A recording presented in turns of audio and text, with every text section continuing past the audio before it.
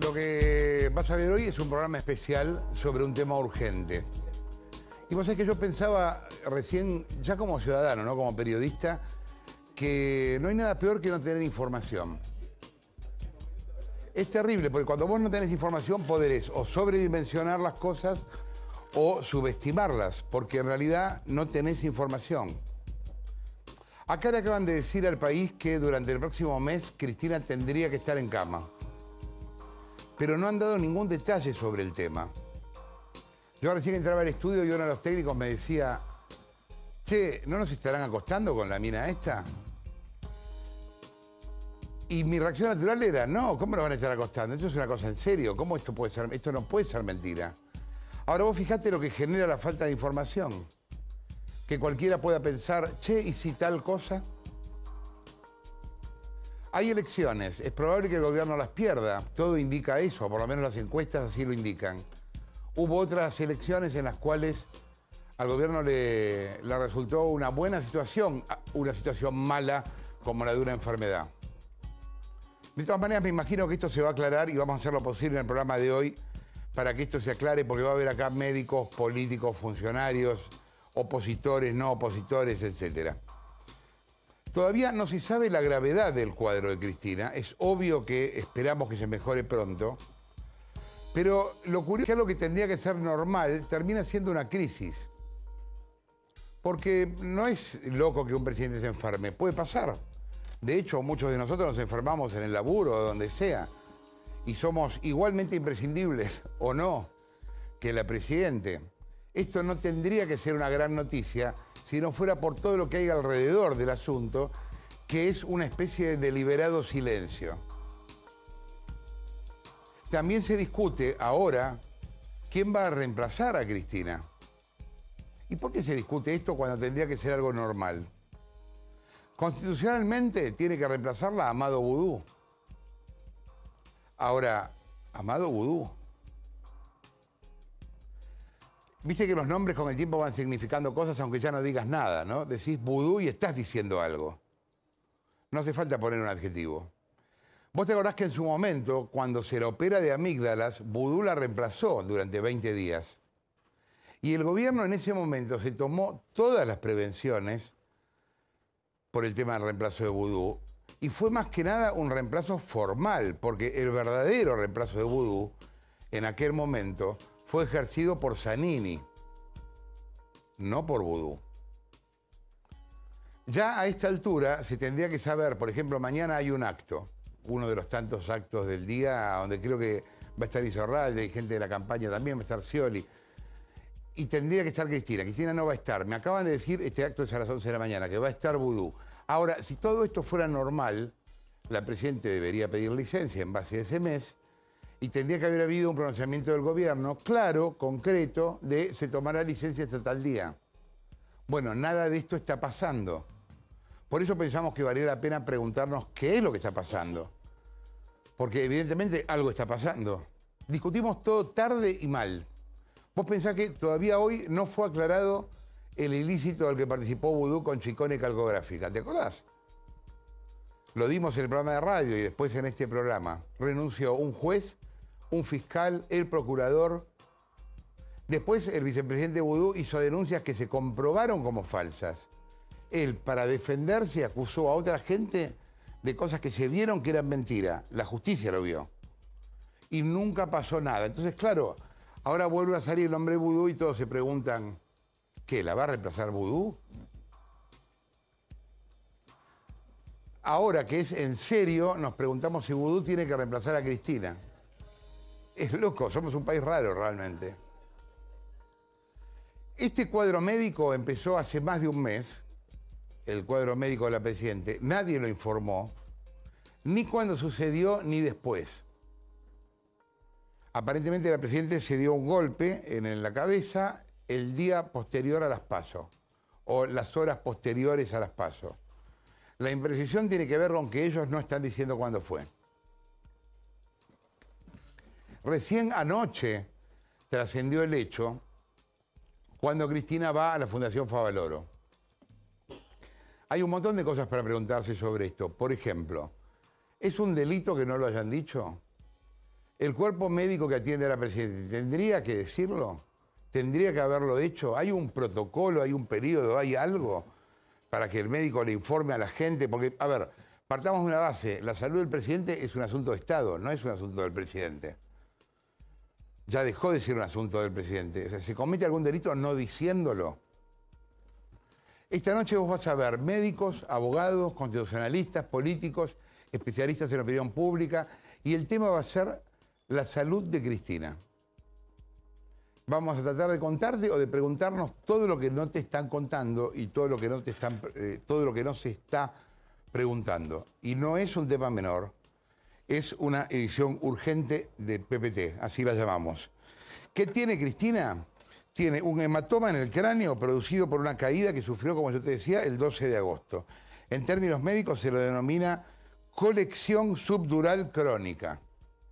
Nos vamos a preguntar cómo afecta esto su vida diaria, por qué tiene que hacer reposo, cómo se trata, si los médicos podrían no haberse dado cuenta antes de esto, por qué operarla, por qué no operarla, cuáles son los riesgos y cuáles los pronósticos.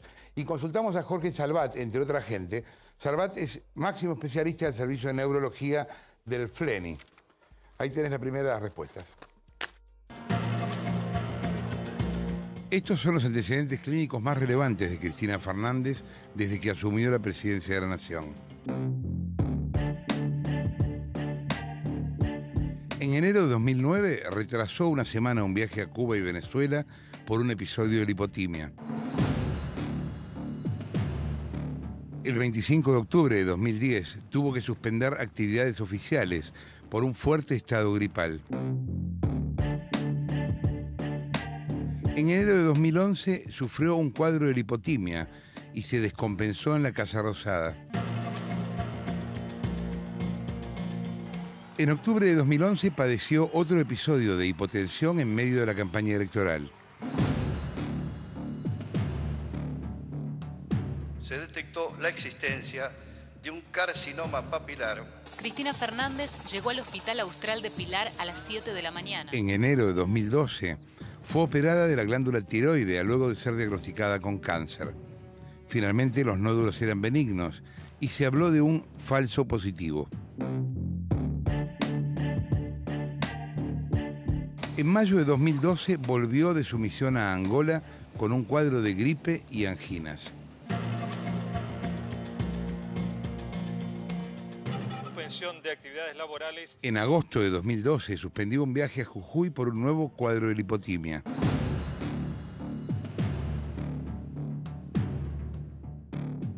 Ayer, 5 de octubre de 2013, fue diagnosticada con una colección subdural crónica y deberá estar en reposo durante un mes.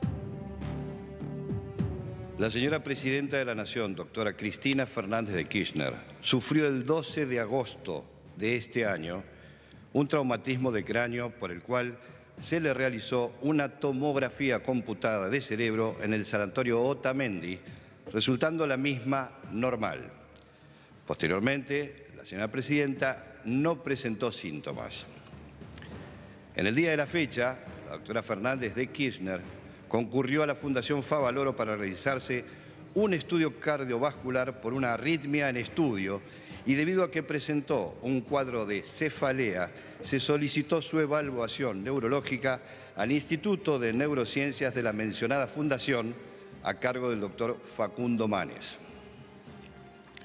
Una vez realizados los estudios de control correspondientes en dicho instituto, se arribó al diagnóstico de colección subdural crónica. La colección subdural crónica es cuando un paciente sufre una hemorragia venosa que está por fuera del cerebro, dentro del cráneo, pero fuera del cerebro. O sea, no ocupa una porción dentro de las circunvoluciones cerebrales, sino que está dentro de la caja craneana, desplaza el cerebro sin introducirse dentro de él. Esto puede ser de tres maneras, o agudo, o subagudo, o crónico. En este caso es crónico. El hematoma subdural crónico tiene que tener más de 2 o 3 semanas o un mes de producido el comienzo, porque se va coleccionando de a poco. Se rompe una pequeña vena en la corteza del cerebro, por debajo de la dura madre. La dura madre es una cubierta del cerebro, y entonces se va coleccionando lentamente, lentamente. Y esta colección va adoptando, o puede quedar estacionado, puede reabsorberse espontáneamente o puede crecer. ¿Cuáles son las causas de esta colección subdural? Las causas más habituales de una colección subdural son los traumatismos del cráneo. En el caso de un traumatismo, digamos, Sí, un golpe sí. o una caída, golpeándose la cabeza, en general, ¿qué se hace? ¿Se tiene al paciente en observación? Yo quiero explicarle una cosa. Normalmente los hematomas subdurales se producen. Es difícil que un hematoma subdural crónico se produzca en una persona joven. En general se produce en una persona por encima de los 60 años. Los hematomas subdurales en general no son producto de grandes traumatismos. Los grandes traumatismos producen hematomas subdurales agudos. Los hematomas subdurales crónicos son en general producto de pequeños traumatismos. Le voy a decir cómo, por ejemplo. Lo más frecuente, que usted entra al auto y se golpea la cabeza contra el borde de la puerta. Y dice, caramba, eso es suficiente a veces para tener un hematoma subdural crónico a la semana, a los 15 días o al mes. O sea, uno puede no darse cuenta Puede de no la darse causa. cuenta ni siquiera que ha tenido, no recuerda qué tipo de traumatismo ha tenido. ¿Cuál es la gravedad? Digamos, esto va evolucionando, se va coleccionando ahí sangre. Sí, los hematomas subdurales agudos son peligrosísimos y tienen un porcentaje de mortalidad muy alto, los agudos. Mientras que los hematomas subdurales crónicos, el porcentaje de mortalidad o morbilidad es muy bajo.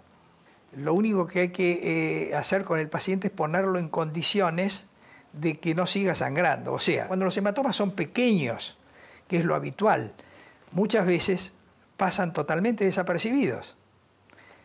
Y ni siquiera a veces se hace el diagnóstico de casualidad, porque se le hace un estudio de rutina y entonces se los encuentra, cuando son pequeños. Estos hematomas que son pequeños, la mayoría se reabsorben espontáneamente y se curan solos, porque no hay tratamiento para esto.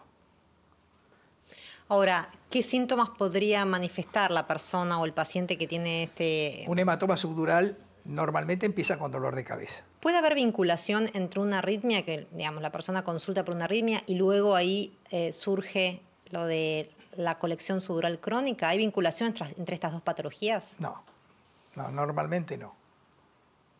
No se puede descartar por completo, pero normalmente no. Usted me decía que no tiene tratamiento. Puede ser, digamos, pero puede ser indicado el reposo, esperar que se reabsorba. Sí, está perfectamente indicado el reposo, o sea que el paciente no puede hacer ejercicios físicos y tiene que esperar de que la naturaleza actúe y complete la reabsorción, que es muy frecuente. Hay que esperar, hacer controles a la semana, a los 15 días, al mes, ir y ver cómo va evolucionando ese hematoma. Normalmente se ve que ese hematoma, si es pequeño, poco a poco va desapareciendo y en un mes, 2 meses, 3 meses desaparece. ¿La indicación de reposo implica reposo absoluto o implica no hacer actividad física? No, reposo relativo. Reposo relativo. De bajar su nivel de estrés, estar tranquilo y no efectuar ningún ejercicio físico. O sea, hay una cosa que se llama la prueba de Valsalva, que se hace muchas veces, es producir esfuerzos determinados que aumenten la presión venosa y que aumenten la presión intracraneana. Por eso se le da reposo, para que los pacientes no tengan la posibilidad de hacer una maniobra de Valsalva y esto haga de que aumente el tamaño del hematoma. Usted decía que no tiene como un tratamiento más que esperar a ver esta reabsorción. ¿Sí? ¿Puede ser el caso que debido al tamaño haya que operar? Sí, por supuesto. Si el hematoma subdural produciera síntomas, o aumentara de tamaño, entonces estaría indicada la cirugía. ¿Y cuáles son los riesgos de una cirugía? Los riesgos de la cirugía son muy bajos.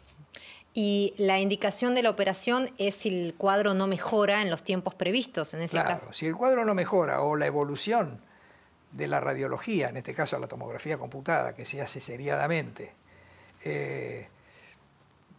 uno ve de que el paciente va aumentando el tamaño del hematoma o que comienza cualquier síntoma que no tenía, entonces ese es el momento de la cirugía. Para un paciente que además, una cosa muy importante, la mayoría de las veces, en más del 95% de los casos, todos los pacientes se curan sin secuelas, porque, le vuelvo a repetir, la colección no está dentro del cerebro, sino está fuera del cerebro, por lo cual no tiene por qué dar ninguna secuela el tratamiento indicado. O sea, la recuperación es al 100%. Al 100%, totalmente. A ver, hay 3 cosas que no dijo el comunicado oficial y que son esenciales para poder evaluar la gravedad o no de CFK. Mariel Fitzpatrick. Sí, por un lado el comunicado no dijo el tamaño del hematoma subdural. Y esto es muy importante, lo explicaba recién el doctor Salvat, porque además ni siquiera se dijo si el traumatismo fue importante o fue menor. Si fue un golpe contra una puerta subiéndose el auto o si se cayó. Entonces, esto varía sustancialmente la gravedad. Por otro lado, la localización de este hematoma, porque según dónde está, en qué parte de la corteza esta, puede tener distintos efectos en la vida cotidiana. Pueden ser mareos, pueden ser alteraciones en la memoria, puede haber distintas sintomatología. Y en tercer lugar, el comunicado habla de una arritmia en estudio, o sea que aún no se pudo determinar. Hay muchos tipos de arritmia. Que un presidente de la nación tenga una arritmia cardíaca es un dato relevante que la población debería conocer, así como sus características y su gravedad. Y hay algo más. Para tratar las arritmias, en general se le suelen dar a la persona anticoagulantes. ¿Y qué pasa? Para que no se forme un trombo en la sangre que puede irse al cerebro. Con el anticoagulante, si hay una pequeña hemorragia, la hemorragia se agrava. Esta información hasta ahora no fue brindada por el gobierno.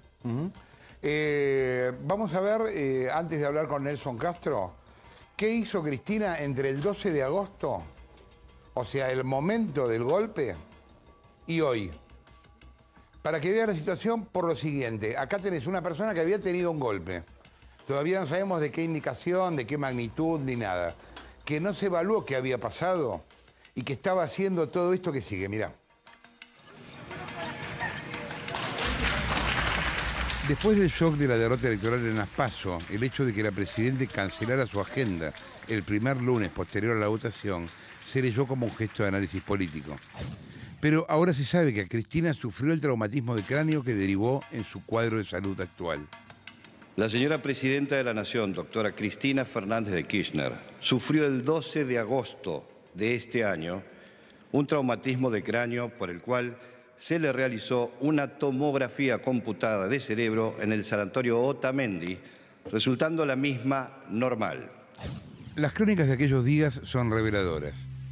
Ayer la mandataria canceló toda su agenda y permaneció en la residencia de Olivos, en soledad. Se lee en esta nota del diario La Nación. Cristina Fernández de Kirchner. Hasta el 14 de agosto, cuando Cristina reapareció en un acto, no hubo mayores novedades en la agenda presidencial.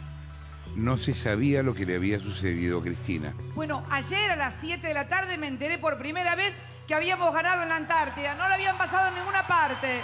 Fue en Tecnópolis cuando Cristina volvió a mostrarse en público, envalentonada. Para discutir.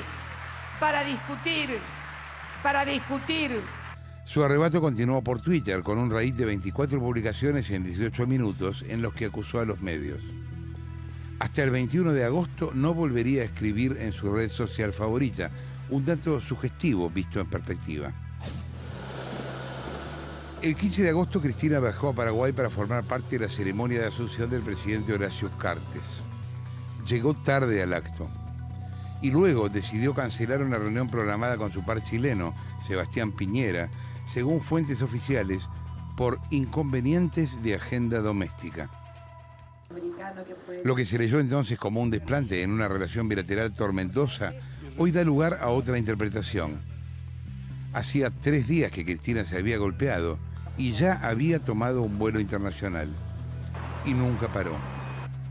Hasta ayer, Cristina tuvo una agenda cargada por la urgencia del revés electoral. Junto con las autoridades. En 55 días, Cristina encabezó 40 actos oficiales. 15 en La Rosada, 6 en el interior del país, 8 en el conurbano y 11 reuniones en el exterior.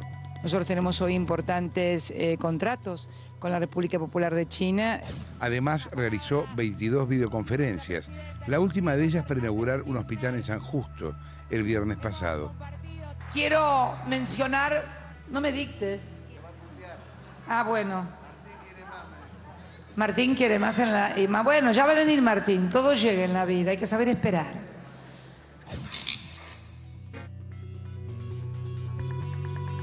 Su ritmo se fue tornando vertiginoso. Cristina viajó de Montevideo a Berazategui.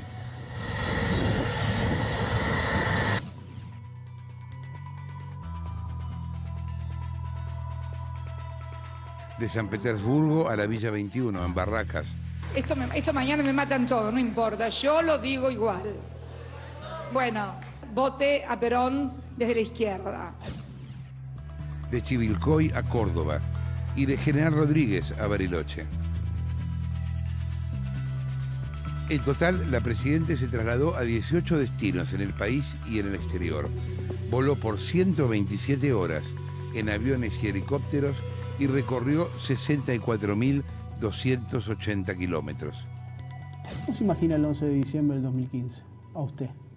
Y más tranquila, más descansada tal vez. Y hasta fue la figura de su propio programa de televisión, en el que eludió hablar sobre su salud. Que también la diagnostiquen a la distancia. Pero Néstor, mira, cuando Néstor era candidato a gobernador... La última actividad oficial de CFK fue entrada a la tarde del viernes. La Presidenta regresó de inauguraciones en La Matanza para reunirse con ministros de Seguridad y Justicia de gobiernos que integran UNASUR. El sábado fue a hacerse el chequeo en la clínica Favaloro y se anunció su licencia. Se indicó reposo de 1 mes junto al seguimiento evolutivo estricto clínico e imagenológico. ¿Está bien?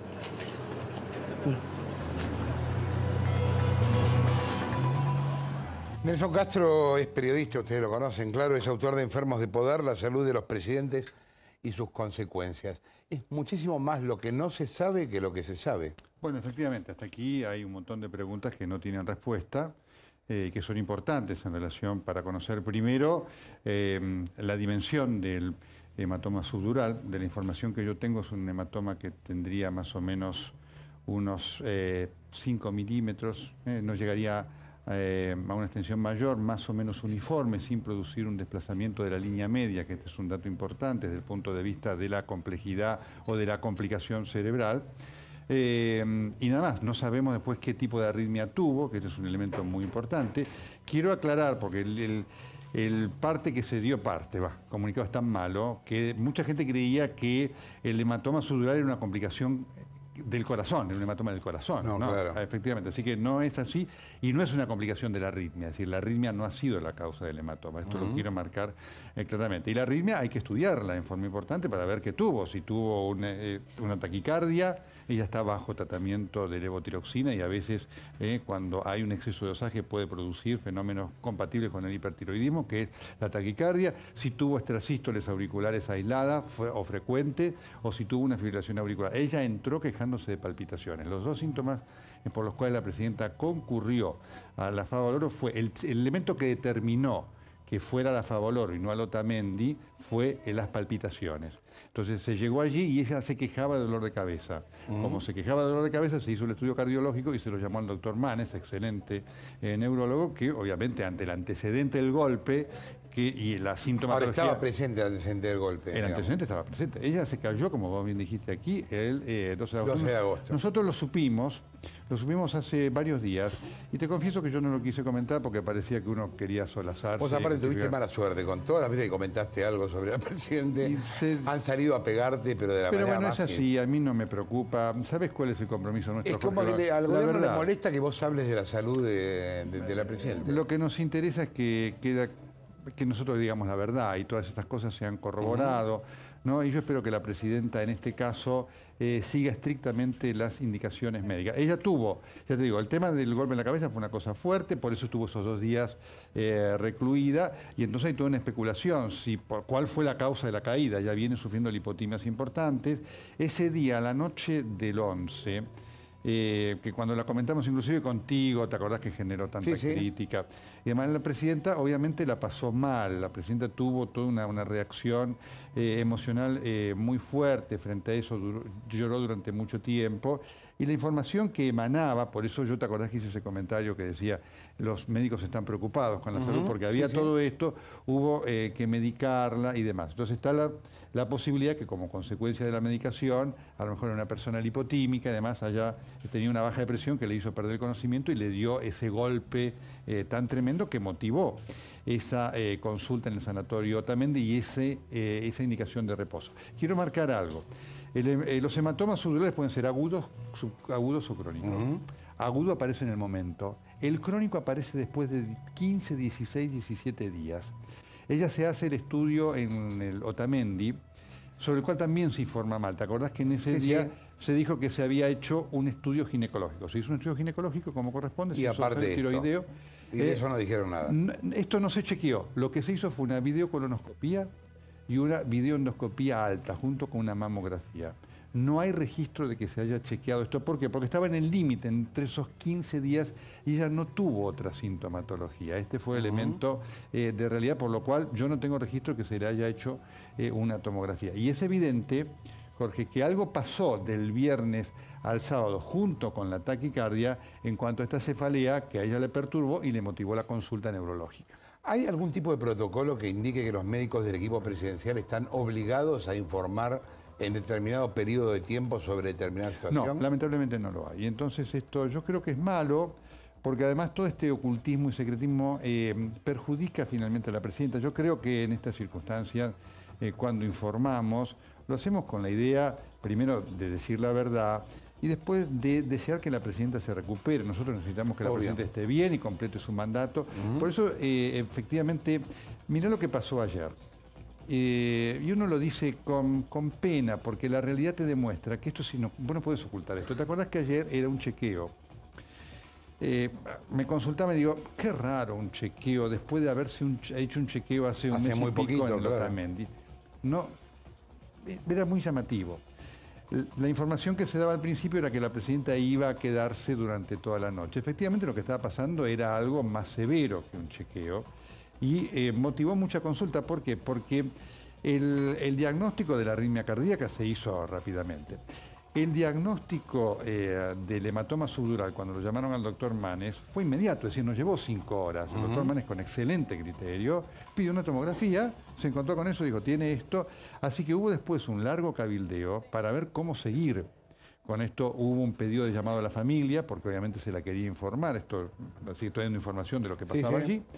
De lo delicado del tema y de la situación compleja y de la exigencia de un tratamiento que obliga a un reposo muy estricto, que es importante que la presidenta lo haga a pie juntillas. Pero fíjate, todavía eso no se decidió, porque al día de hoy, hasta ahora, no hubo ningún pedido ni de licencia, ni ninguna asunción oficial por parte de...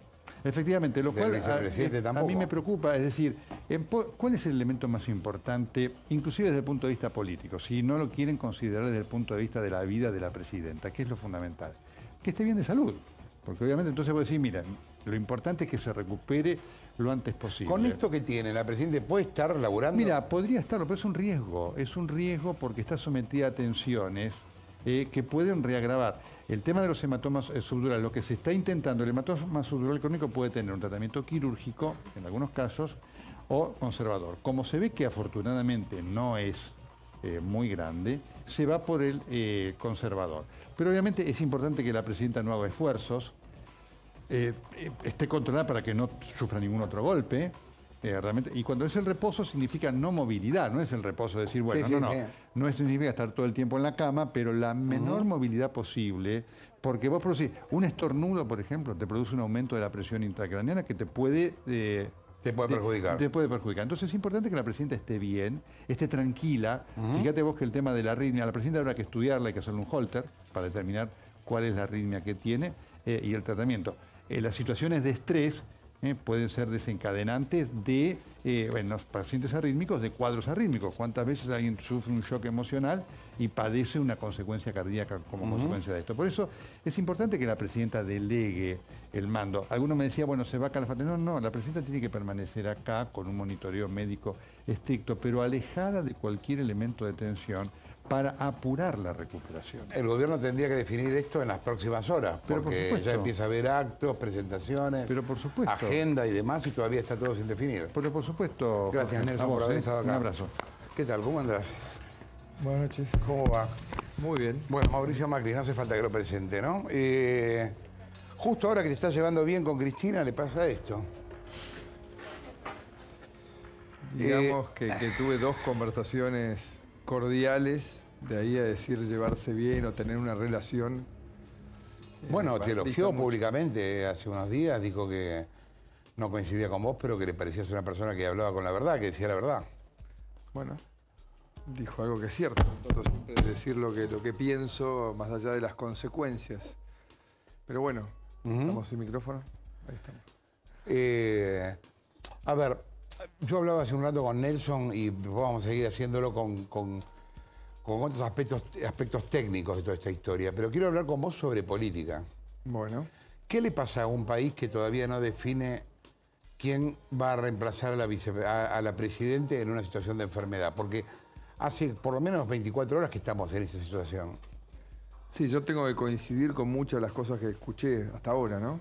Más allá de la preocupación que comparto y todos queremos que se recupere y que vuelva a ejercer la presidencia lo antes posible, me preocupa como ciudadano que no haya habido toda la información, que nos hayan puesto los médicos delante de los periodistas, que le hayan podido preguntar para que todos sepamos dónde estamos.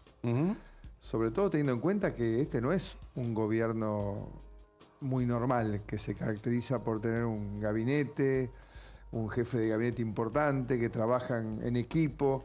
No, está todo centrado en la presidenta, con lo cual tenemos que saber qué está pasando y yo espero, claramente en términos de la política, que el entorno de la presidenta, bueno, prepare y nos diga cómo se va a conducir estos 30 días. 30 días es mucho tiempo y aparte son 30 días como mínimo, no como máximo, ¿no? Sí, claro, bueno. Ese es el otro tema, que no sabemos si son nada más que 30 días. Así que eso se depende de lo que decía Nelson recién, que en realidad en 30 días estaría en condiciones de, no podría volver a laburar, digamos, claro. Todos esperamos que sean nada más que 30 días, pero con la poca información que tenemos y las primeras opiniones que hemos escuchado no te dicen con certidumbre. Con lo cual acá espero que haya una gran responsabilidad institucional por parte del gobierno, lo mismo que el Partido Justicialista. Todos ellos tienen que realmente marcar un camino y ver qué es lo que va a pasar. O sea, tienen que realmente acudir al Congreso y pedir una licencia y marcar un estado de situación. O sea, es que cuando los políticos argentinos, todos, hablan de vudú, en general lo hacen con una cosa medio vergonzante, como que tratan de evitar hablar mucho de vudú. Yo me puedo imaginar por qué los periodistas podemos tomar esa conducta, pero en el caso de los políticos a veces es más complejo imaginárselo. Ahora, hubo una discusión cuando operaron de amígdalas a la presidente y vudú la reemplazó. ¿Te acordás que en aquel momento hubo un montón de artículos? Es más, hasta que Cristina le hizo una broma diciendo guarda con lo que firmás o una cosa así. Y de hecho quien ejerció el poder en ese momento fue Zanini, no fue vudú. Y ahora este rum vuelve a aparecer. ¿Vudú es quien tiene que reemplazar a Cristina? Bueno, eso es lo que dice la Constitución. El tema es que obviamente a raíz de todo lo que sucedió no tiene gran autoridad moral frente a la ciudadanía vudú, con lo cual eso genera un problema adicional, ¿no? Pero insisto, o sea, esto es un mes, esto es más, o sea, no sabemos. O sea, la primera incertidumbre es no saber, no tener toda la información. La segunda es, bueno, ¿cómo se van a conducir? Porque, bueno, finalmente, insisto, acá el problema de fondo, que esperemos que sea la última vez que le pase a la Argentina, que en el 2015 realmente tengamos equipo de gobierno, tengamos, digamos, autoridades equilibradas y no todo concentrado en una persona. O sea, nosotros en la Argentina tiene que salir un aprendizaje, tiene que ser que no necesitamos magos ni líderes mesiánicos. Necesitamos un conductor que arme un equipo y que todo ese equipo tenga credibilidad y que se conduzca en el día a día interactuando con la comunidad, explicando cada cosa que hace, ¿no? Que haga un reportaje el presidente cada X años, Sí. sea una hazaña. A ver, más allá de lo personal, que obviamente es un problema personal, esto no tendría que ser un problema para la Argentina. Uno tendría que poder tener un reemplazante y seguir. Bueno, tampoco exageremos. O sea, claramente, si en Estados Unidos Obama tiene un problema, es un problema para Estados Unidos. Me parece que no todas las personas son iguales y los vicepresidentes no son exactamente iguales y muchas veces tienen que ver con alianzas o acuerdos dentro de los partidos para que ganar pueden una ser elección. precarios y que pueden... Y sí, sí. después por ahí no conviven de la misma manera. Pero bueno, en este caso, la elección del vicepresidente fue una elección exclusiva de la presidenta. Sí, sí, claro. Con lo cual debería haber una coherencia mayor. Ella no es que decidió poner a alguien que le sugirió el Partido Justicialista, puso a alguien que le cabía a ella. Entonces debería haber una coherencia y él debería poder continuar estos 30 días o lo que duren, manteniendo alguna coherencia, espero atacando a los problemas centrales que estamos esperando los argentinos que se resuelvan, que son la inflación y la inseguridad, ¿no? Que son las dos. ¿Pensás que algo de esto desgracias de la puede Argentina. afectar o favorecer electoralmente al gobierno? No sé, hay expertos que van a opinar mejor, ¿no? De esa parte no. Yo creo que lo que puede dar el gobierno kirchnerista ya está claro. Para mí, 10 años es mucho tiempo. Con lo cual creo que quedó claro para todo el mundo cuáles son los límites, virtudes y defectos, y cada uno juzgará, y creo que eso se está juzgando en las elecciones, y no creo que vaya a ser muy distinto el resultado de las PASO lo que vamos a ver el 27 de octubre. Gracias, Mauricio, por haber estado acá. Muchas gracias a vos. Está en un móvil en Mendoza Julio Cobos, con quien vamos a hablar en un rato, porque una de las cosas que nos preguntábamos con respecto a toda la discusión vudú y demás, era ¿qué pasa cuando elegimos un vicepresidente? ¿En realidad se elige vicepresidentes pensando que en algún momento van a ejercer el poder? ¿O son solo figuras decorativas y en estos momentos, cuando la cosa se pone en serio, todo estalla y se va cambiando el punto de vista? Creo que estamos en comunicación con Cobos. ¿Qué tal, Julio? Jorge Lanata le habla. ¿Cómo anda? ¿Qué tal, Jorge? Muy bien, buenas noches. ¿Cómo está viendo todo este tema de la enfermedad de la Presidenta y, bueno, estas noticias de las últimas horas? Bueno, primero nos sorprendió, obviamente, porque nadie esperaba esta situación. Ahora lo que tiene que hacer el gobierno es dar más certeza, no solo del estado de salud de la Presidenta, sino también cómo se va a ejercer esta transición. Por un mes o quizás tal vez por más. No sabemos si la señora Presidenta, además del reposo, tiene prohibido la toma de decisiones, con lo cual implicaría una delegación, lisa y llanamente, en la función del vicepresidente de la Nación. A lo mejor no es tan extremo el reposo y esto va a permitir de alguna manera dirigir o instruir al vicepresidente en forma diaria o periódica, quizás en forma similar como cuando ocurrió con la operación de tiroides. Desde el punto de vista de procedimiento, de formal, ¿qué es lo que tendría que pasar ahora? ¿El gobierno tendría que decidir si la Presidenta se toma o no licencia y en ese caso designar al sucesor? Claro, en realidad el sucesor está escrito en el artículo 88 de la Constitución y que prevé que en caso de enfermedad asume el señor vicepresidente de la Nación.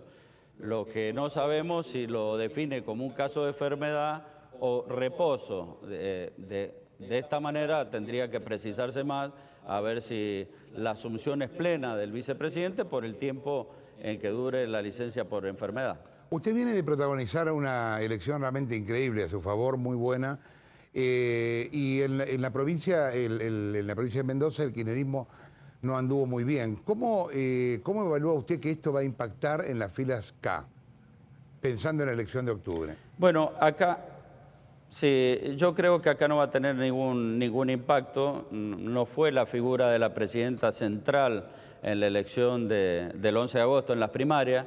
Creo que en el único distrito donde puede impactar es en la provincia de Buenos Aires, donde sí pusieron toda la carne en el asador, donde la presidenta, el gobernador de la provincia participaron, y creo que esta era los ejes de campaña, su presencia en territorio bonaerense, habida cuenta del caudal electoral, y porque por ahí también se define la sucesión del Frente para la Victoria o del Partido Justicialista. Así que yo creo que lo que habrá que replantear seguramente es la estrategia de campaña en la provincia de Buenos Aires, pero no veo ningún cambio, por lo menos acá en Mendoza, y no lo veo, también no lo avisoro en ningún punto del país. Yo veía alrededor de toda esta discusión con respecto al tema de si tenía o no que ser vudú quien lo reemplazara, que en efecto es lo que la Constitución dice, que nunca hay demasiado acuerdo respecto del rol de los vicepresidentes. Bueno, usted fue testigo de uno de esos casos. Elegimos a veces con demasiada liviandad las fórmulas y esto nos está haciendo dar cuenta de eso. Sí, la verdad que el rol del vicepresidente es secundario, se lo valora cuando por ahí se lo necesita, como es en este caso, ¿no? Y la figura del vicepresidente tiene que ser importante en el sentido de que tiene que estar preparado para asumir la conducción y por lo tanto preparado en sus antecedentes, en sus funciones anteriores, en su capacidad para conducir el país. Pasa que la forma en que se ha conducido el gobierno, tanto de la señora presidenta como también del expresidente Néstor Kirchner, son gobiernos muy personalistas, no hay reunión de gabinete, no participa el vicepresidente de la toma de decisiones importantes, sino esto no sería tan dramático en momentos de evaluar este reemplazo, porque estaría al tanto de todas las decisiones que junto con el jefe de gabinete podríamos sortear estos 30 días las institucionalidades del vicepresidente en forma tranquila, normal, sin sobresalto. Pero bueno, esta es la característica de un gobierno que así se ha dirigido, así ha gobernado, así que habrá que estar muy atento cuál es el grado, digamos, de reposo o de licencia que definitivamente se tome para ver cuánto poder delega el vicepresidente y obviamente trabajando en conjunto tanto con el jefe de gabinete como su ministro. Gracias, Julio, por la comunicación. Julio Cobos, ex vicepresidente de la Argentina, estaba en un móvil en directo en Mendoza. Te contábamos que el gobierno tendría que haber contado todo esto ese día, el 12 de agosto, ponele el 13. Pero hay un compromiso claro con la opinión pública de contar qué pasa cuando un presidente se enferma, porque ya dejó de ser un problema de la enfermedad de una persona para ser un problema que afecta a todo el mundo, ¿no? ¿Cuál es el estándar en el mundo para comunicar sobre la salud de un presidente? ¿Hay un protocolo que se aplica en la mayoría de los países? ¿Es normal que un comunicado sea tan impreciso como el que dio a conocer el gobierno? Está acá Jorge Giacobbe, que es especialista en comunicación política. ¿Qué tal, Giacobbe? ¿Cómo va? ¿Cómo le va, Jorge? ¿Sabemos manejarnos con estas cosas? Los argentinos, ya no los K. ¿En general los argentinos o los K dentro de los argentinos? No, yo creo que en la Argentina se ha mentido mucho y se sigue mintiendo mucho. Este es uno de los gobiernos que más ha mentido respecto de sus momentos de debilidades. Aunque la mentira es una regla en la Argentina, suelo decir que los gobiernos de todo el mundo tienen solo dos herramientas, que son gobernar y mentir. Cuando se gobierna mucho se miente poco, cuando se gobierna poco se miente mucho. Este es un gobierno que ha mentido muchísimo, pero digamos, si quisiéramos ver cuáles son nuestros antecedentes más inmediatos, podríamos hablar de Malvinas. Sí, claro. O podríamos hablar de los desaparecidos. O podríamos hablar de Tato en la censura cinematográfica. Es decir, alguien se arroga el derecho de determinar qué es lo que el otro está en condiciones de saber o no en función de querer protegerlo y de poder controlar también el poder. Bueno, perdón, le doy un ejemplo que nunca se caracteriza como censura, pero que lo fue. La actitud de Moreno con las consultoras sobre la inflación. No se le puede contar a la gente cuánto es la inflación, si eso no es censura. Eso es absolutamente censura. De modo que lo grave es esta conformación de alguien, de un iluminado, que cree que el otro no está en condiciones de asimilar la noticia de la cual se trate. Y me parece que este es el problema de este momento también, Jorge, obviamente. Si bien hay una gran discusión aquí sobre la suerte de la presidenta, hay una segunda discusión, quizá mucho más importante, que es la suerte de 40 millones. Claro.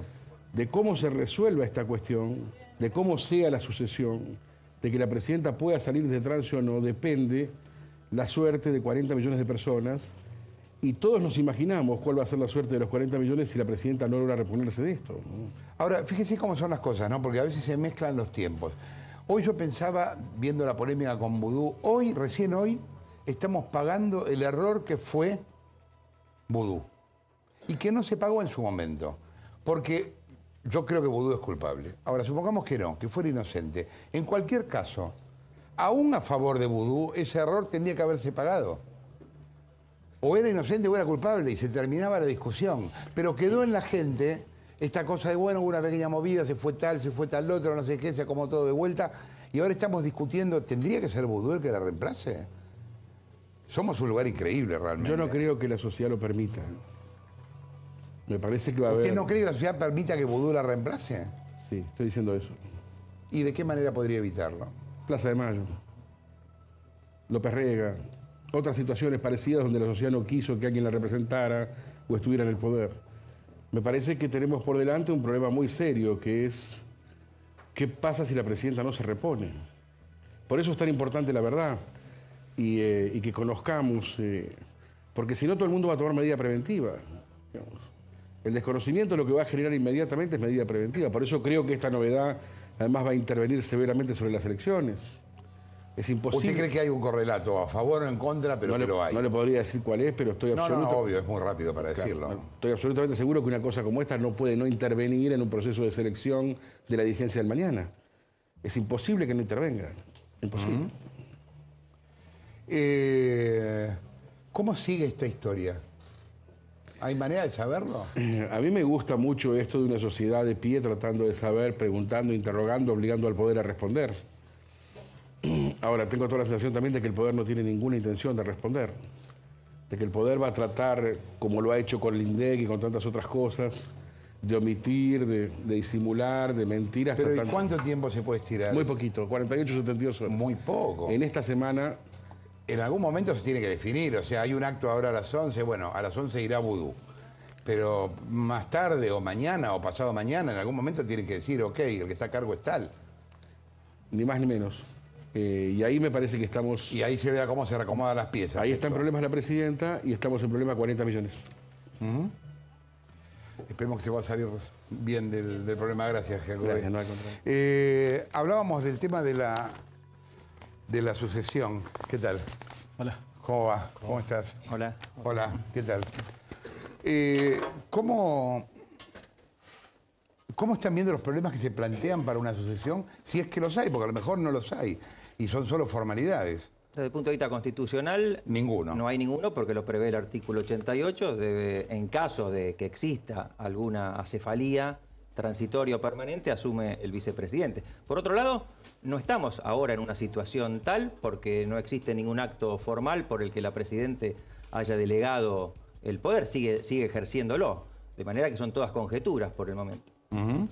Sí, está claramente establecido en la Constitución y en las leyes que reglamentan el artículo 88 la línea sucesoria en términos de lo que sería una vacancia o acefalía temporaria en la medida en que la enfermedad de la presidenta no le permita a ella desarrollar plenamente funciones, porque que esté enferma... Claro, depende no quiere también, decir, habrá que ver qué tipo de funciones puede desarrollar y cuáles no. No quiere decir que la enfermedad per se la inhabilite a ella a seguir ejerciendo el cargo. Tiene que ser una enfermedad que le impida desarrollar plenamente las facultades del cargo como para que esto se transforme en una vacancia temporaria y ahí sí sea sucedida en el ejercicio de sus funciones por el vicepresidente. A mí me llama mucho la atención, había el programa hablando de eso, el silencio alrededor de esto, que solo creo que empeora la situación. Pero es algo habitual, digamos, este gobierno se caracteriza por la mentira permanente, pero digamos que en general las enfermedades de los presidentes han sido más bien ocultadas o silenciadas. Esto es lo normal, no es lo deseable. Sí, a mí me parece que es un tema sensible, que la opinión pública necesita la mayor información posible, porque la salud física de la presidenta impacta en la salud institucional y en el funcionamiento de los poderes en el país. Por eso es muy importante que se tenga un acceso pleno a la información pública, pero por otro lado, La comunidad tiene que saber que la Constitución y las leyes que nos rigen establecen todos los mecanismos institucionales como para, tanto en esta situación temporaria como si esta situación se convierte en algo permanente, hay respuestas, hay soluciones. En verdad, para ser estrictos, no hay acá un problema constitucional, ni mucho menos. La Constitución, artículo 88, ¿no? Lo dice claramente. Lo que hay es un problema político, que pasa a ser otro problema. El problema constitucional podría convertirse en la medida en que esta enfermedad deje de ser algo transitorio y se transforme en algo permanente, con lo cual ya ahí... Bueno, por ejemplo, la situación sería distinta. No, pero digo, no podemos obviar que si en cambio de discutirse vudú, acá se estuviera discutiendo otra figura, quizá el problema tampoco existiría. Sí, que en términos... Habría que ver, digamos, vudú no es una persona que haya quedado con gran imagen frente a la opinión pública. El caso de vudú políticamente es claramente insostenible para la opinión pública. Sí, claro. Ahora, el problema de la enfermedad existe más allá de las personas, porque la Constitución ni la ley prevén exactamente cómo debe ser esta cuestión definida. Porque ¿quién debe determinar que es una enfermedad que inhabilita a la presidenta? Esto debería ser ella misma. En los Estados Unidos hay un precedente famoso. En 1919, Woodrow Wilson, que era el presidente norteamericano, sufrió una ACV. Los siguientes 2 años de su mandato estuvo absolutamente imposibilitado de gobernar y de hecho no gobernaba su mujer y algunos secretarios de Estado. Se los llamaba, los opositores hablaban del gobierno de las enaguas. Y el vicepresidente no quiso impulsar ningún tipo de acción para reemplazarlo por una cuestión de lealtad. Bueno, así... que el poder también tiene que ver con el consenso y por eso en este caso por la falta de... Exactamente. Al hablar en caso de vudú, pero también es eso lo que nos va a mantener en el poder o no. ¿Hay algún tiempo constitucional en el cual esto tenga que llevarse a cabo como decisión? ¿Mañana, pasado? No hay. No hay porque es la presidenta la que evalúa si la enfermedad que ella padece le incapacita como para seguir desarrollando plenamente sus funciones. O sea que podría estar así 2 años o podría estar así un día. Sí, no creo que políticamente pueda estar así 2 años, pero en un tiempo prudencial es ella quien decide si sigue ejerciendo o no. El extremo personalismo, el hiperespecialismo argentino, sumado al extremo personalismo de este gobierno, hace difícil pensar que ella vaya a delegar el mando, formalmente. Lo que pasa es que acá se complica por el tema de la cercanía de las elecciones también, ¿no? Porque creo que agrega un elemento que no estaba previsto, por lo menos para una cosa así, que en cualquier caso o adelantará o atrasará esta decisión, pero que está. Exactamente. El vudú podría, como decía Andrés, ejercer funciones protocolares sin que necesariamente sea un presidente a cargo, un vicepresidente a cargo de la presidencia. Podría tener delegaciones parciales de ciertas funciones protocolares, pero el Poder Ejecutivo se ha retenido formalmente por la señora presidenta. Ustedes saben que yo nunca había pensado que un programa se parece a un colectivo en algún lugar, porque uno está como en el fondo del colectivo y va caminando hacia el comienzo del colectivo. ¿Qué tal? ¿Cómo estás? ¿Qué tal? ¿Cómo estás? Mariel Fornoni, hola, ¿qué tal? Hola, ¿cómo andas? ¿Cómo estás, Jorge? A ver, ¿cómo puede influir esto en los resultados de octubre? Una pavada lo que Qué buena pregunta, ¿no? Además no se ha dicho nada. Seguro tenés una respuesta. No se ha dicho nada en todo el programa, así que no. Si lo supiéramos. A ver, la verdad que hay muy poca información todavía como para nosotros que estamos, digamos, siguiendo esto. Yo siempre digo, todos nosotros somos 15-20% de la opinión pública como mucho que seguimos, vemos programas, seguimos los diarios, seguimos la información. El 80% de la gente tiene un proceso más lento de acercarse a los temas de actualidad y de la coyuntura. Esto tiene obviamente mucha trascendencia, así que supongo que en los días que vienen vamos a empezar a tener un poco más de información y poder evaluar. A mí, a priori, no me parece que impacte de manera sustancial en el resultado, sí en el escenario político. Claramente, cuando hay una concentración del proceso de toma de decisiones, como tiene la presidenta, de más del 95% de todas las decisiones que se toman en el país en cabeza de ella, y estamos tratando de entender que va a estar un mes fuera del ejercicio del poder, eso marca un cuadro de situación política distinta. Perdón, al menos un mes. Bueno, en principio... No, claro, es que eso también es importante, porque no es que esto se termina después de las elecciones, no se sabe. Y el gobierno no hace nada más que empeorarlo sin contarlo también, porque... Claro, creo que hay algo que esto le da a la opinión pública y que es mucha incertidumbre, ¿no? Entonces, por un lado, uno tiene el desasosiego que tiene cualquiera frente a una cefalía producto de un presidente que está mal de salud. Esto además se agrava en función de las reiteradas veces que esto ha pasado, se agrava además por el hermetismo oficial, que no deja de generar suspicacias, dudas sobre cuál es la verdadera situación, y todo eso agrega más incertidumbre y, bueno, como vos planteabas, en un proceso electoral, no en cualquier circunstancia. Si uno tuviera que plantearlo, si querés, de una manera cínica, ¿las tragedias han ayudado al kirchnerismo en términos electorales? A ver, en realidad lo que podemos tomar como el gran dato es el trágico fallecimiento de Kirchner, que evidentemente a la presidenta le dio un impulso en un contexto que venía cambiando de país, ¿no? De 2009 a 2010 fue cambiando el contexto socioeconómico y el mapa político. El fallecimiento repentino de Kirchner, la presidenta la dotó de una especie de shock carismático. La gente la vio como en un lugar muy particular, tratando de hacerse cargo del país, afrontar el proceso electoral, y en un contexto que iba mejorando, logró evidentemente construir el resultado que construyó. Entonces, suena un poco cínico plantear que las tragedias lo ayudan. Esto es una cosa totalmente distinta. Totalmente distinta. A mí me gustaría, si vos me permitís, llevarte de lo que estuvimos escuchando hoy en el programa a un tema que tiene que ver con el vicepresidente de la Nación. Y dar 2 o 3 números. Hoy el vicepresidente de la Nación, Amado Boudou, es una de las figuras con más alta imagen negativa. Tiene más de 60 puntos de imagen negativa. O sea, más de 6 personas de cada 10 no se lo bancan. Eso es un dato, ¿no? Es un dato. Y me parece que en un contexto como el que nos toca, lo que en definitiva puede llegar a estar en discusión es la legitimidad pública y política, no la constitucional.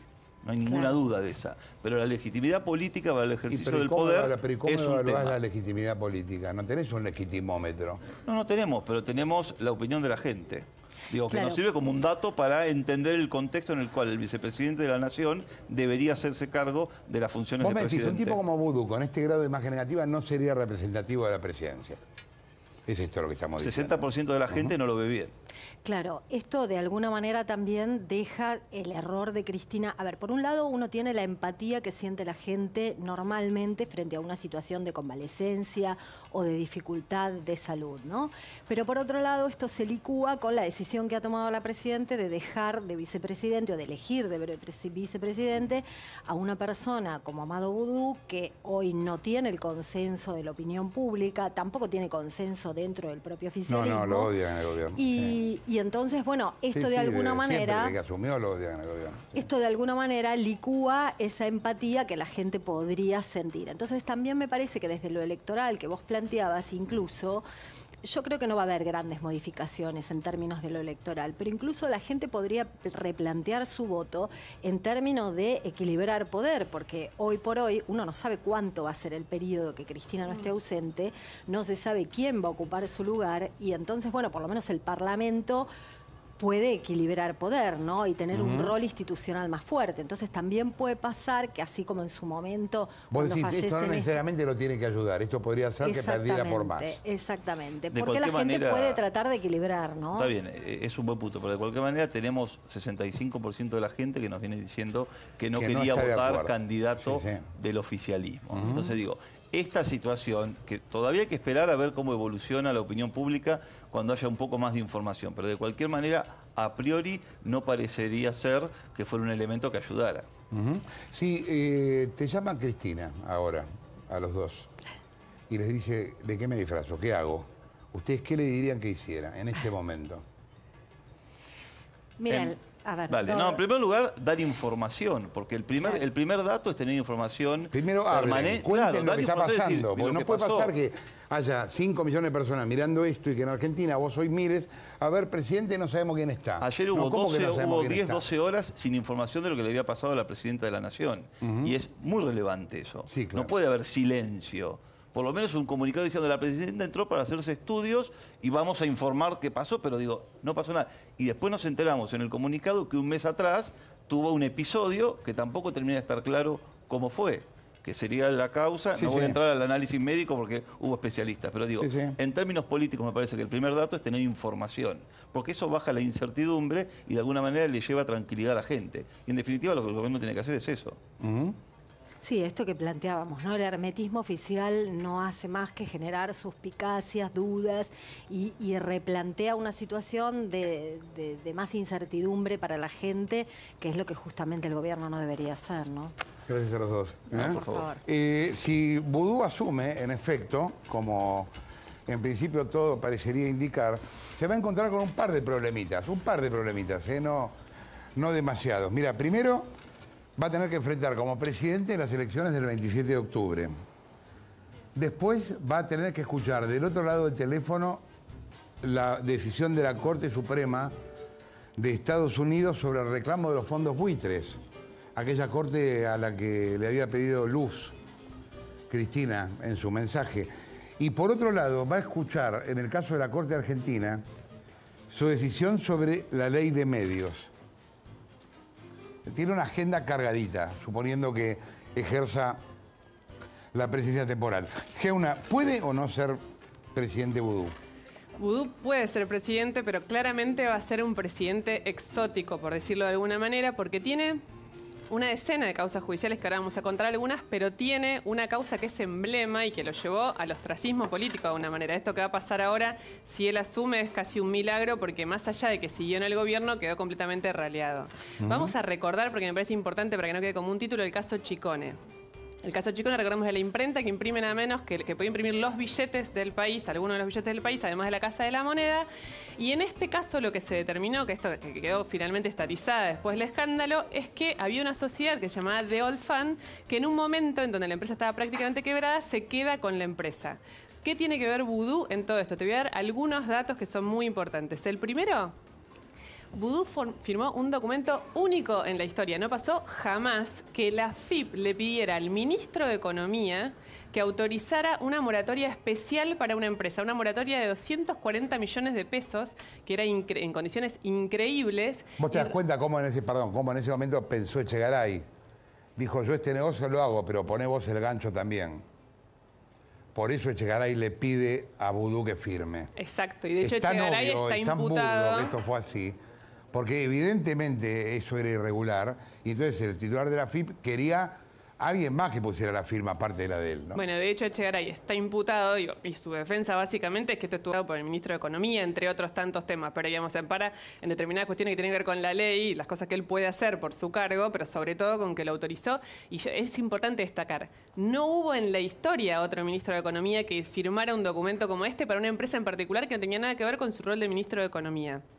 El otro dato, bueno, Chicone, a pesar de la moratoria, dejó de pagar las cuotas y aún así tuvo el beneficio de que cuando estaba controlada por The Old Fund tuvo 2 contratos con el Estado Nacional. O sea, el Estado Nacional contrató a esa empresa que tenía esa moratoria tan especial y que tenía como director al famoso Alejandro Van den Broeke. Uno de Formosa, ¿no? Formosa tuvo también en el que intervino Vudú también, que es otro caso escandaloso que también tiene causa judicial. Pero Alejandro Van den Broeke, ¿te acuerdas la historia que todo el mundo está discutiendo? Si se conocían, si no se conocían, si habían estado en el departamento. El propio Van den Broeke, digamos, en la causa judicial, no es que no lo dijimos, nosotros lo dijimos, pero no lo estamos diciendo nosotros, es lo que él dijo.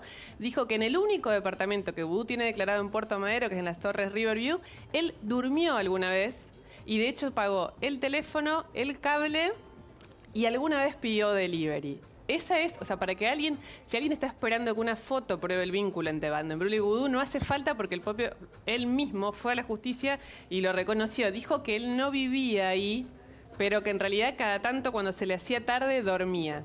Esta sociedad, la que era dueña de Chicone, la que recibió esta moratoria especial, pagó viajes por el mundo al hermano de Vudú, que se llama Juan Bautista, y al mejor amigo de Vudú, José María Núñez Carmona.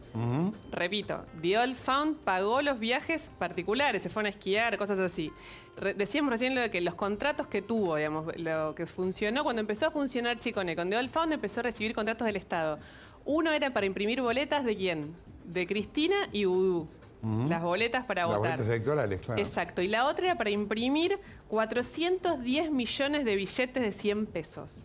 O sea, si alguno tiene alguna duda de los vínculos y de los elementos que hay en la causa judicial que comprometen a Vudú en toda la operatoria de Chicone y Delfán, puede ir al expediente y consultarlo, que ahí están las pruebas y son muchísimas. Y hay un dato más que es de actualidad y que realmente es posible que produzca un timonazo en la causa judicial, que es que en su momento, con tiempo, el juez Ariel Lijo había pedido los llamados cruzados, digamos. Si estamos en esta discusión, si se conocen, no se conocen, si vivía, si no vivía, veamos, señores, si se llamaron entre sí.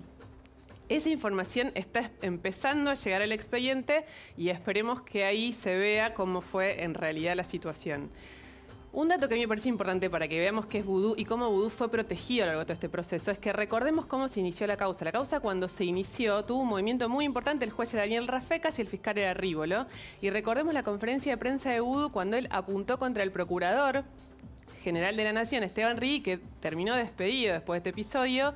El juez Rafecas fue separado de la causa, y acá hay un dato que también me parece importante para destacar la protección política. A Rafecas lo denuncian ante el Consejo de la Magistratura. El Consejo de la Magistratura, siempre decimos, es el órgano que designa y destituye a los jueces, que está completamente paralizado, lo venimos contando hace un montón. Este año casi no se reunió, pero ¿qué es una de las pocas cosas que el oficialismo impulsa? La destitución de Rafecas. Claro. Como para que todo el mundo entienda qué es lo que le pasa cuando avanza en un caso importante de corrupción como es el caso Chicone. Y el otro tema que a Vudú obviamente le genera una complicación, que es en serio hay muchísima prueba, es el tema del enriquecimiento ilícito. Cuando se investiga el enriquecimiento ilícito no hablan solo de la persona, o sea, Vudú, sino de todo su entorno.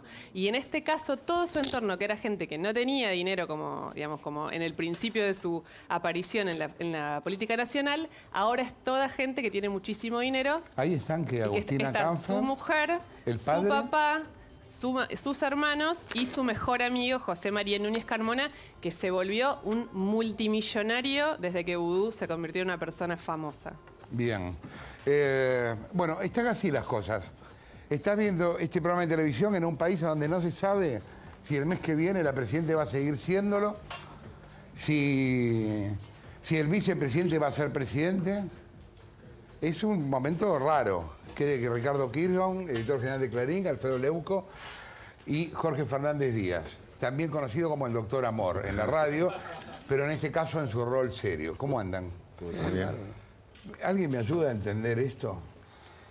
Primero lo que podría decir es que aquí entró en crisis una forma de conducir la Argentina, porque los Kirchner provienen de una provincia muy pequeña. En una provincia muy pequeña el gobernador es el ministro de Economía, el gobernador es el jefe de gobierno que maneja a la policía. Tiene una hiperconcentración absoluta. Kirchner, con esa obsesión de concentración, lo quiso llevar a nivel nacional, lo cual es un verdadero delirio, lo sabemos, porque no se puede manejar una sociedad compleja sin reuniones de gabinete, sin delegar, sin confiar en las personas, siendo absolutamente la suma del poder en una persona.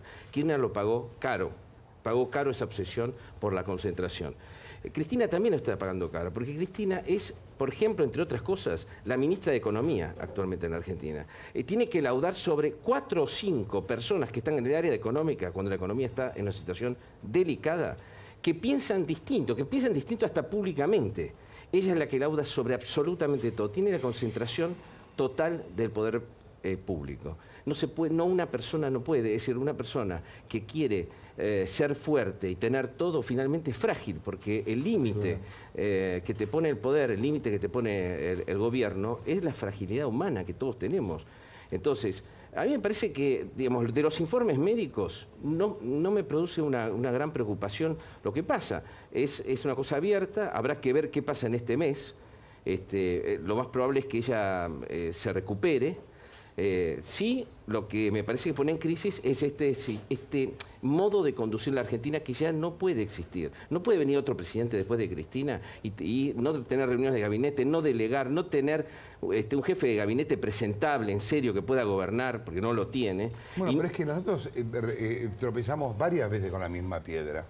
Claro. Hace un rato yo hablaba con Julio Cobos. Cuando sucedió aquello de Cobos, también se dijo, no puede ser que no estén de acuerdo el vicepresidente y el presidente. Y después pasó Vudú.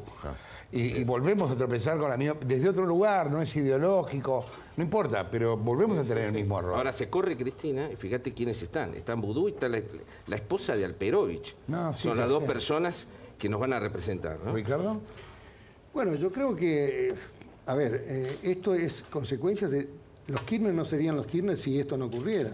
Digo, forma parte de un esquema de poder que hace crisis cuando ocurren las cosas que ocurren como las de hoy. Creo que el gobierno no puede sostener más el secretismo como política que de no Estado. No les sirve tampoco a ellos. Esto es porque la pregunta es ¿por qué tanto secreto? Claro. ¿Qué esconde ese secreto? Es probable que no escondan nada más, pero esconde demasiado una política de secreto. En segundo lugar, me parece que el problema de estos esquemas tan personalistas es haber elegido personas que no tengan ni poder y que tengan una imagen pésima. No solo Vudú, sino toda la línea de sucesión está afectada no por corrupción, pero sí por mala praxis o por haber dicho disparates en su función de poder. Y en tercer lugar, hay otro elemento que me parece que la gente no termina de entender lo que pasa, porque ya en episodios anteriores no se dijo la verdad. Y como no se dijo la verdad, o se distorsionó y se manipuló, la gente tiene derecho a especular sobre lo que está ocurriendo y cuáles serán las consecuencias políticas de este ¿Vos hablas del tema de la amígdala, por ejemplo, puntualmente? Del tema de la del tiroides, falso positivo famoso. del tema de la tiroides y de que no exista, por ejemplo, una conferencia de prensa del equipo médico que responda a preguntas mínimas que se le puede hacer cualquiera sobre la salud de la presidenta. ¿Alfredo? Yo creo que la información médica no es dramática, de hecho no ha tenido que ser intervenida la presidenta, por lo tanto no es dramática la situación, por suerte es una cosa controlable y confío que en el corto plazo pueda restablecerse. Lo que sí es dramática es la información política. Estamos por asistir a un hecho inédito en democracia. Va a gobernar el país el hombre más desprestigiado de la Argentina. Bueno, vos viste eso no ocurrió las cifras jamás. que daban los encuestadores, ¿no? Exacto, no ocurrió jamás. Todos los presidentes han ido perdiendo capacidad, han ido perdiendo imagen en la población, pero que el más desprestigiado de la Argentina sea el presidente de la nación, y esto no es un hecho azaroso, producto de una tormenta o del destino, como puede ser una enfermedad. Es una decisión política tomada en soledad por Cristina Fernández de Kirchner. Y esto es lo grave de la situación. Vos recién hablabas con algunos de los consultores respecto de esas especulaciones políticas que uno se hace. Hoy hablé con un par de secretarios de Estado, con algunos dirigentes del peronismo. ¿Y cuál es la preocupación que tiene el peronismo? Además, por supuesto, la humanitaria por la salud de la presidenta. ¿Cómo va a impactar esto dentro del poder político argentino, teniendo las elecciones del 27 de octubre tan cerca? Y todo el mundo coincide en que no es el mismo caso del fallecimiento de Néstor Kirchner, en el sentido que la gente se solidariza con el dolor y una actitud comprensible, y tal vez eso le ayude a mejorar desde el punto de vista electoral. Es al revés, es más de lo mismo, porque como decían ellos, es producto de decisiones de un poder concentrado, hegemónico, que prácticamente no tiene diálogo ni con su propia fuerza política. La mesa política de las decisiones es muy chica en la Argentina. Bueno, nos encontramos frente a eso. Yo creo que la peor de todas las noticias es la noticia política. Va a gobernar la Argentina el hombre más desprestigiado. Hay otra cuestión, Jorge, te quiero... yo no es seguro que pida licencia la presidenta. Para vos todavía hoy no es seguro. No es seguro que pida licencia. No se ha dicho, por lo menos, claro. Y no es seguro que Vudú asuma como presidente. Puede ejercer funciones protocolares. A ver, para decirlo de otro modo, esto lo pueden estirar. ¿Cuánto tiempo lo pueden estirar? Y yo supongo que habría que hablar con Salvini y con Pero Máximo, ¿me entendés que es muy difícil? Pero o sea, ¿cuánto tiempo puedes estirar esto cuando hay elecciones en 20 días o en 25 días? ¿Cuánto tiempo? ¿Una semana más? ¿Para qué les serviría? Digo, lo estoy hablando en borrador, ¿eh? No es que tenga... Sí, yo entiendo lo que vos decís, no hubo ningún anuncio del gobierno. Esto hasta ahora es especulación periodística. Ellos no dijeron nada. Bueno, no, hubo un anuncio diciendo necesita un mes de reposo. Pero no evaluaron qué tipo de reposo hace falta como para que tenga o no que dejar el cargo, digamos. ¿no? Ahora, si coincidimos que el peronismo es el partido del poder, para bien y para mal, en la Argentina en los últimos 30 años, en estos 30 años de democracia ha gobernado 20 años el peronismo. Dentro del peronismo... algunos pocos se van a atrever a pasar públicamente estas facturas, pero vos fíjate, como decían recién ellos, tanto el vice como la que le sigue, Beatriz Rosquet de Alperovi, los dos carecen de los mínimos requisitos necesarios para ser un dirigente provincial, un dirigente más o menos tienen no solo desprestigio social, no solo temas causas en la justicia fuertes, como recién comentaba Luciana en el caso de Vudú, sino que no sostienen con su presencia política lo que es el peronismo. El peronismo no se siente representado ni por Vudú ni por Beatriz Rosquet de Alperovich. Y eso genera una turbulencia, una actitud inquietante por parte de las preguntas que todos nos hacemos, de qué manera se van a ir acomodando los tantos. Sí, es decir, una pequeña indisposición o una enfermedad abierta que no tiene una gravedad extrema por ahora, por suerte, coloca a la política argentina en una situación de crisis. El gobierno está en una crisis política. No se sabe mañana quién va a manejar la cantidad de reservas, porque Cristina, además, no solo manejaba todas las cosas económicas y políticas, manejaba el Congreso, manejaba cada ley que salía en el Congreso. Es decir, todas estas cosas, ¿quién va a manejar? ¿Zanini? Que tiene, digamos, que es más bien un secretario técnico que la asiste. ¿Quién? No se me ocurre. Moreno, Kicillof, que están totalmente enfrentados, piensan cosas totalmente distintas. Alguien en el Congreso. Y una de las grandes tentaciones de Cristina es hacer lo que hizo Néstor. Es decir, no darle bola a los médicos. No soportar. Es decir, cuando vos tenés toda la... Además que te debe dar un gran desgaste y una gran adrenalina tener todo el volante tuyo, digamos, ¿no? Soltar ese volante para mejorarte debe ser dificilísimo. Néstor no pudo.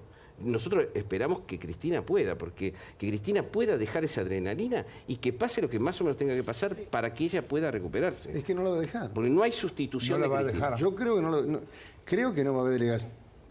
Pensar en delegación de poder en este esquema me parece que es, es probable, estamos en la Argentina, así que en la Argentina es probable cualquier cosa, pero con el esquema de poder que tiene el kirchnerismo, es muy probable que ella decida hacer reposo y ejerza el poder. Digo, Kirchner dos días después de salir del Sanatorio Arcos, fue a un acto en Luna Park. Sí, claro. ¿No? Sí, sí. ¿O no? Otro hecho fundamental es que la caída que tiene Cristina ocurre después del resultado electoral. Es decir, el golpe emocional que siente Cristina frente a algo que no esperaba, evidentemente no esperaba un voto castigo como el que hubo hacia ella. No lo reconoció, ¿no? ni siquiera lo reconoció. esta charla que Fíjate, el golpe emocional personal convierte esto en una crisis política generalizada, porque como todas las personas, todo el poder está en una sola persona, y además no preveía Cristina un golpe así de las urnas, un voto castigo. Todo el mundo sabía, todos nosotros sabíamos que las encuestas estaban dando esto. No, es que yo insisto, lo vengo diciendo hace tiempo, Cristina se creyó su propia mentira. Sí. O sea, yo creo que ella cree lo que dice, no creo que ella diga, mirá qué guacha soy, como le estoy mintiendo. No, para nada. Una deformación. Que ella cree en lo que está diciendo, es así. Pero ella se golpeó con la realidad entonces, Jorge. Es decir, ella estableció un relato, ese relato no funcionó en la realidad, tuvo una evidencia bestial, brutal en las urnas, y de ahí deriva este problema médico. Mirá. A ver, todo me parece que hacemos votos para que la presidenta se recupere. Obvio. Y para que la institucionalidad argentina no sufra ningún tipo de nuevas afecciones y que lleguemos al 2015 todos juntos y votando de nuevo.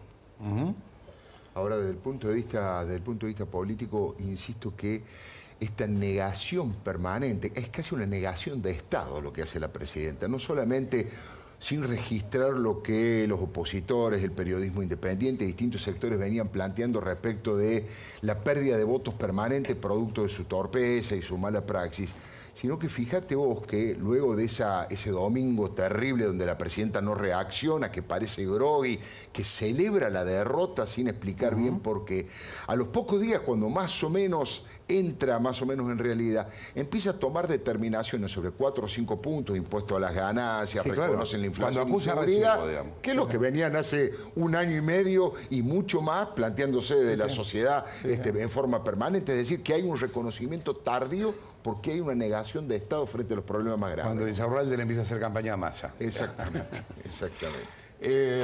Hay un hecho, Jorge, que es el de Nelson Castro. Nelson Castro ha estado aquí. Vamos a recordar bien que Nelson, cada vez que dijo que pasaba algo en la salud presidencial, lo masacraron. Está en YouTube, cualquiera puede entrar y ver las cosas que le hizo este gobierno y los militantes mediáticos de este gobierno a Nelson Castro, destrozándolo permanentemente. Y lo único que hizo fue anticipar la verdad, anticipar lo que iba a ocurrir. Sí, claro, pero parecía que lo que estaba diciendo con decir la verdad era desestabilizador, era una expresión de deseo y no una expresión de deseo, no, estaba tratando de explicar la gravedad del asunto. La gravedad del asunto llegó a que murió Néstor Kirchner, y la gravedad del asunto es que él dijo que Cristina tenía un problema emocional. Y la verdad que es cierto que tiene un problema. Pero ¿cómo no va a tener un problema emocional alguien que tiene todo, absolutamente todo el poder sobre su espalda?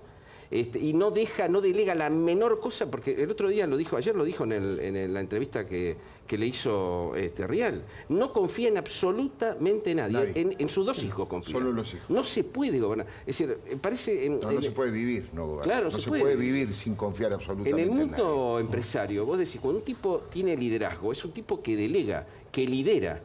El tipo que concentra todo y trabaja todo y se estresa y vuelca y hace volcar a su propia empresa, no está bien visto. Y me parece que aunque no son trasladables muchas veces los liderazgos empresarios a los liderazgos políticos, en este caso merece la pena detenerse sobre esto. Un líder es alguien que sabe delegar. Gracias por haber estado acá los tres. Quédate, después del corte seguimos con lo de Argentina Urgente, porque hay un par de buenas noticias para darte. Dale. Vos es que es raro cómo se va dando todo en el programa, porque hay cosas que no pueden pasar y que sin embargo pasan. Qué sé yo, que Cristina tenga que tomarse un mes de reposo, que no se sepa qué va a pasar con ella, que Vudú asuma. Nada de eso puede pasar. Y otras cosas que parecería raro que pasaran, pasan en serio. La campaña va muy bien, se están consiguiendo un montón de cosas para Pozo del Tigre y para Bartolomé de las Casas, para Coronel Solá. Es increíble, ¿no? Lo que tendría que funcionar no funciona y lo que nadie da dos mangos funciona de golpe. Pero bueno, nada, es así la vida. La campaña sigue creciendo, la recaudación ya llega a 1.595.000 pesos. 1.595.000 pesos y ya hay más de 6.000 voluntarios. Igual, insisto, son pocos, hace falta más voluntarios. Acá viven 40 millones de personas, 6.000 son pocos. Muevan el culo de la silla, hagan algo por los demás, dedíquense 1 hora o 2 por día, un día por semana o lo que puedan o lo que tengan ganas, en dar algo importante de ustedes, que no es solo lo que tengan. Lo que ustedes tienen es lo menos importante que tienen. Lo más importante que tienen es tiempo. Entonces, den tiempo. Fíjense de qué manera se pueden enganchar con algún local de Conin en algún lugar del país, de Conin o de cualquier otro lado, ¿no? Hay esta semana Coronel Solá, Pozo del Tigre y Bartolomé de las Casas empiezan a recibir las donaciones de agua y leche. Acordate que la página web con toda la información de la campaña es www.argentinaurgente.org. www.argentinaurgente.org. Y el teléfono para comunicarte, que es gratis, es 0800, lo estás viendo ahora en pantalla, 0800-222-1620. 0800-222-1620. Da lo que tengas. Guita, tiempo, contactos, gente amiga que pueda ayudar y vos mismo. Hoy, para despedirnos, te quiero contar la historia de unos 6.000 voluntarios, de uno de esos 6.000 voluntarios que se sumaron a la campaña. Para que veas que no es ningún marciano, no tiene 3 patas, no tiene 42 ojos. Es una persona igual que vos, tiene las mismas dudas que tenemos todos nosotros, nunca sabe qué carajo hacer, piensa que si ayuda a lo mejor lo van a currar.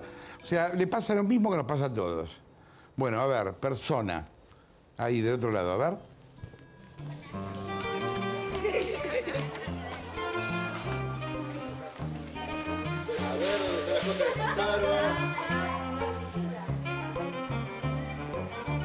Escuché esta historia. Empieza con la solidaridad y las ganas de una comunidad en Corrientes que se conmovió con la situación de Marisa González y decidió empezar a hacer algo para terminar con el hambre de agua en Formosa. Hambre de agua.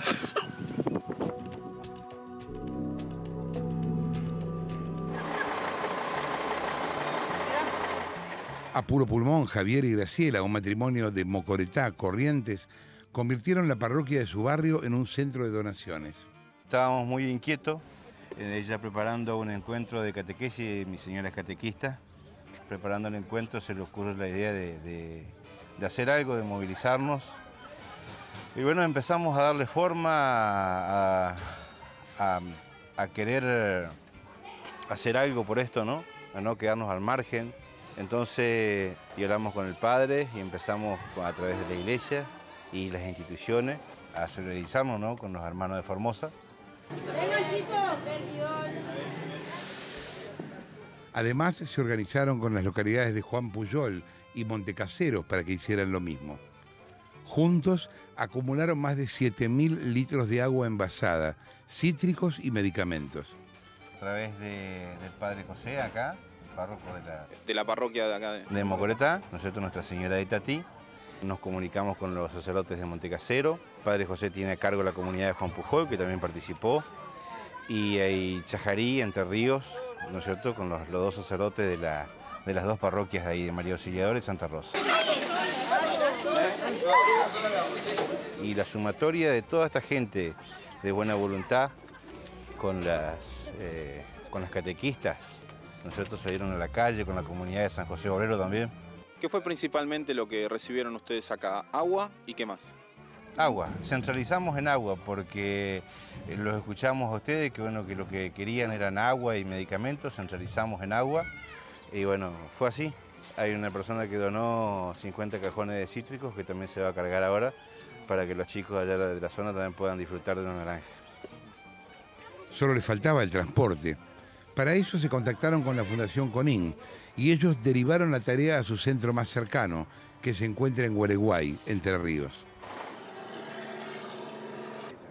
Fuimos hasta ahí para ser testigos de la caravana solidaria.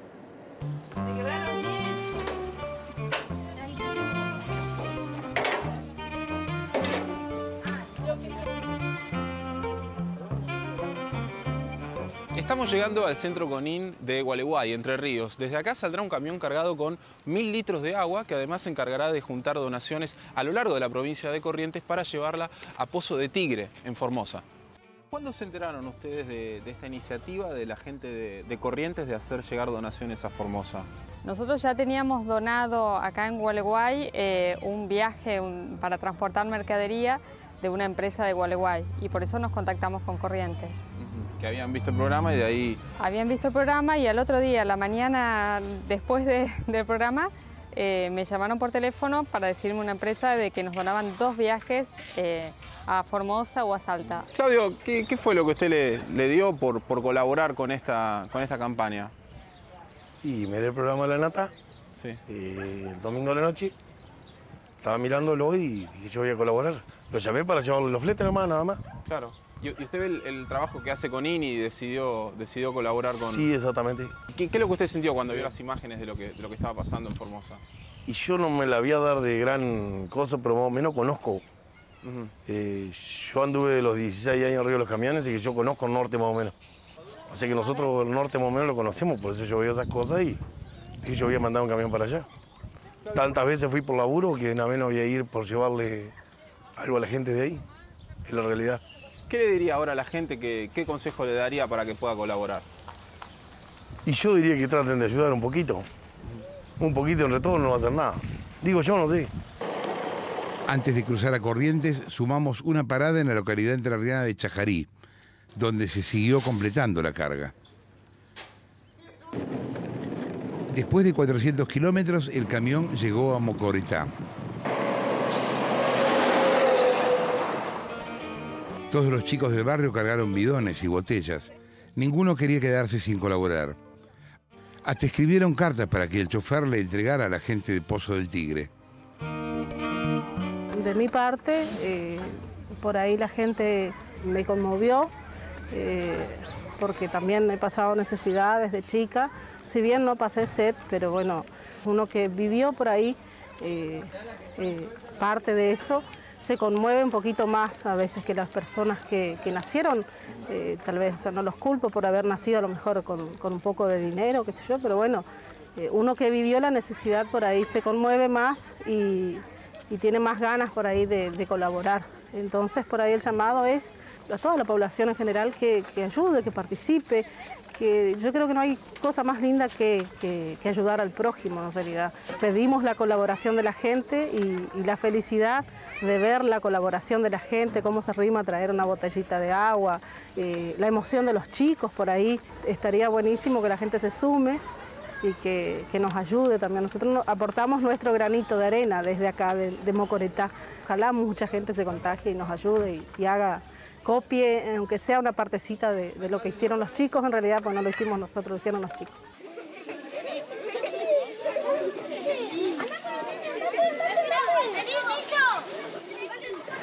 Una hora después, la carga estaba lista para partir hacia Formosa.